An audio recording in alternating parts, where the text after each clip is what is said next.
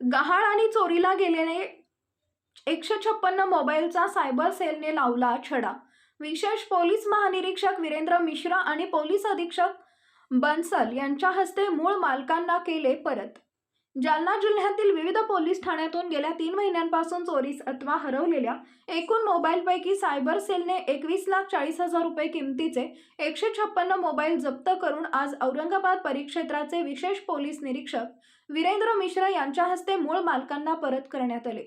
गहाळ झालेले अथवा चोरी गेलेल्या मोबाईलचा शोध घेण्यासाठी शासनाच्या वतीनं देण्यात आलेल्या ॲपच्या माध्यमातून गेल्या 3 महिन्यात चोरीला गेलेल्या 360 मोबाईलपैकी 21,40,000 रुपये किमतीचे 156 मोबाईल सायबर सेलने जप्त करण्यात येऊन आज विशेष पोलीस महानिरीक्षक वीरेंद्र मिश्रा, जिल्हा पोलीस अधीक्षक अजयकुमार बन्सल यांच्या हस्ते आज मूळ मालकांना परत करण्यात आले.